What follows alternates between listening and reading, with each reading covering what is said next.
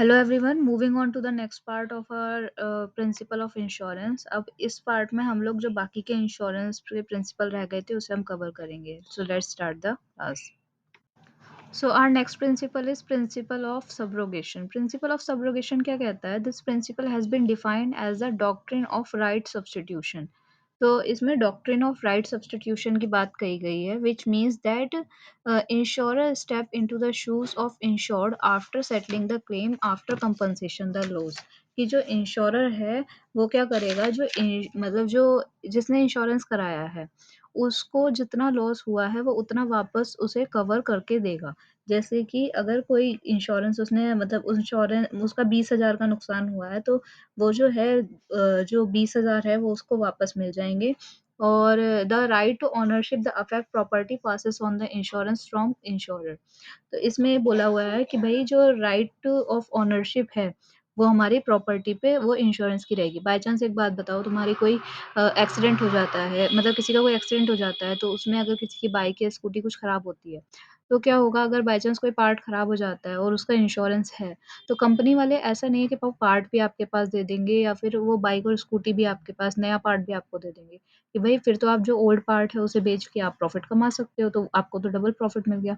इसमें क्या होता है कि आप जो कंपनी वाले होते हैं, जो पुराना पार्ट होता है वो तो ले जाते हैं और वापस में जो नया पार्ट होता है वो उसे चेंज करके देते हैं, जिससे कि जो पुराना पार्ट है उसे बेच के वो कंपनी वाले प्रॉफ़िट अर्न कर सकें, ना कि आप लोग।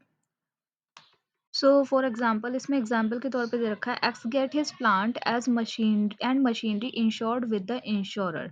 तो जो एक्स है उसके प्लांट और मशीनरी जो इंश्योरर के पास थी वो 1,50,000 की थी। आफ्टर सम टाइम जो प्लांट है उसमें क्या हो गया, फायर की वजह से वो प्लांट डिस्ट्रॉय हो गया। तो क्या हुआ, जो एक्स जो लॉस का क्लेम करेगा एज अ इंश्योरर, तो क्या होगा ना, the insurer get the right over the destroyed plant. कि क्या होगा, वो लोग नया तो दे देंगे, नए के पैसे दे देंगे या फिर जो भी करेंगे, लेकिन क्या होगा, जो डिस्ट्रॉयड पार्ट होगा उसकी जिम्मेदारी है, उसका जो मालिकाना हक होगा वो इंश्योरेंस कंपनी का होगा, ना कि आपका। नहीं तो आप डबल डबल प्रॉफिट मार्जिन खाओगे, आप खुद उसे भी बेच के प्रॉफिट ले लोगे और जो बाकी का बचा हुआ है इंश्योरेंस कंपनी से वो भी ले लोगे, तो इंश्योरेंस कंपनी को तो कुछ नहीं मिलेगा ना। Next is principle of contribution. Principle of contribution क्या कहता है कि sometimes the person get the subject matter insured with more than one insurer. कभी कभार ऐसा होता है कि जो पर्सन होता है वो एक या एक से ज़्यादा इंश्योरेंस कंपनी से सेम चीज़ का इंश्योरेंस करा लेता है। सो इसे कहते हैं double insurance, where by this event is damage he can not claim anything more than the total loss from all insurer together. तो और वो क्या होता है, इससे इसे पूरा जो टोटल लॉस है वो पूरी इंश्योरेंस का वो नहीं मिल पाता। तो क्या होता है, in such case the total loss suffered by the insurance is contribute by different insurance company in the ratio of value of policy issued by them for the same subject matter. तो इसमें क्या होता है, claim किस तरीके से मिलेगा, भई आपने 10 कंपनी से इंश्योरेंस करा लिया या फिर 5 कंपनी से इंश्योरेंस करा लिया, तो ये थोड़ी है कि अगर आपको क्लेम चाहिए तो हर कंपनी अलग-अलग उस वैल्यू का उतना ही क्लेम देगी। नहीं, ऐसा नहीं होता। जितनी हमारी इंश्योरेंस वैल्यू होती है, हमने जितने-जितने का इंश्योरेंस कराया होता है, उतने ही रेशियो में जो सारी कंपनियाँ हैं, वो कंट्रीब्यूट करके वो हमें प्रॉफ़िट मार्जिन देती हैं। इसीलिए जो अलग-अलग कंपनियों से इंश्योरेंस कराना बेनिफिशियल नहीं रहता। तो अब क्या है कि उन्हें प्रॉफ़िट मिल जाता है, लेकिन हमें तो उतना ही मिला ना जितना हमारा लॉस हुआ। हमें तो बार-बार अलग-अलग कंपनी से इंश्योरेंस करा के कोई ज़्यादा प्रॉफ़िट नहीं मिला।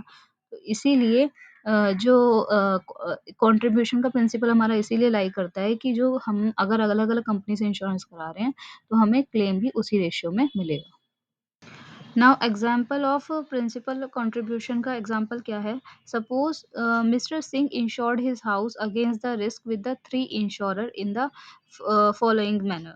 तो माना मिस्टर सिंह ने अपना हाउस का इंश्योरेंस कराया है कोई भी रिस्क के अगेंस्ट। अब क्या है कि अब उसने 3 कंपनी का इंश्योरेंस कराया है, तो किस तरीके से उसे सम मिलेगा? कि जो हाउस का इंश्योरेंस है, वो किस तरीके से मिलेगा कि sum assured with x, x company जो है वो 50,000 देगी, जो वाई कंपनी है वो 1,00,000 देगी और जो ज़ेड कंपनी है वो हमारे कितने देगी, 1,50,000। तो टोटल हमारा कितना हो गया loss cover?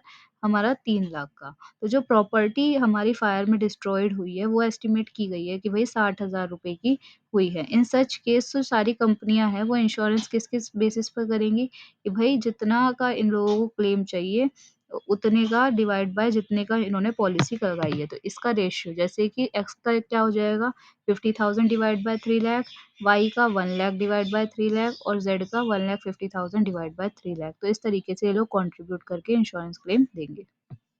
So our next principle is principle of proximate clause. Proximate cause का मतलब क्या होता है? The term proximate cause is a Latin word. Proximate cause एक लैटिन वर्ड है जिसका मतलब होता है नियरेस्ट और इमीडिएट कॉज। जो भी हमारा मेन कॉज होगा ना, यानी जो सबसे पहले डैमेज हुआ होगा, उसका हमें कॉज के हिसाब से इंश्योरेंस क्लेम मिलता है। In case loss is occur in case loss is अगर due to more than one cause, अगर एक से ज्यादा कॉज की वजह से लॉस हुआ है, तो ये प्रिंसिपल ये कहता है कि जो डायरेक्टली पहले जो सबसे पहले जो लॉस हुआ होगा, नियरेस्ट लॉस हुआ होगा, उसे हम एक्चुअल कॉज मानेंगे और जो दूसरा लॉस होगा वो हमें रिमोट कॉज में कंसीडर करना पड़ेगा। अब इसका एग्जाम्पल जिस तरीके से दिया हुआ है, सबसे पहले an insured suffer injuries in an accident and was admitted to the hospital. ये भाई सबसे पहले क्या हुआ कि कोई एक इंसान था, इंश्योर्ड पर्सन था, उसका एक्सीडेंट हो जाता है और वो हॉस्पिटल में एडमिट होता है। While going for undergoing for the treatment, he contracted the infectious disease which causes death. अब क्या हुआ कि जब वो ट्रीटमेंट में मतलब उसका ट्रीटमेंट हो रहा था तो उसके कोई इन्फेक्शन वाली डिसीज हो गई जिसकी वजह से उसकी डेथ हो गई।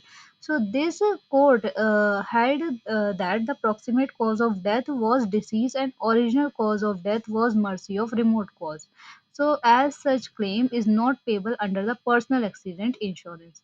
तो जब उसका मतलब ये जो क्लेम है, ये जो हुआ है जब ट्रीटमेंट में गया, तो इसमें ये क्लेम किया जाता है कि जो उसकी डेथ है वो इसकी डिसीज की वजह से कॉज हुआ है और डेथ को ये लोग रिमोट कॉज में कंसीडर करेंगे और इस केस में जो हमारा एक्सीडेंट है वो हमारा पर्सनल एक्सीडेंट वाला इंश्योरेंस है वो हमारा पेबल नहीं होगा।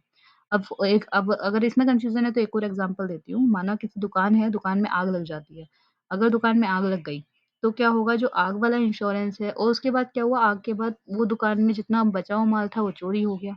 तो जो इंश्योरेंस कंपनी है वो जो है आग लगना क्योंकि आग पहली बार लगी है, पहला कॉज़ जो था इमीडिएट कॉज़ वो आग लगने का था।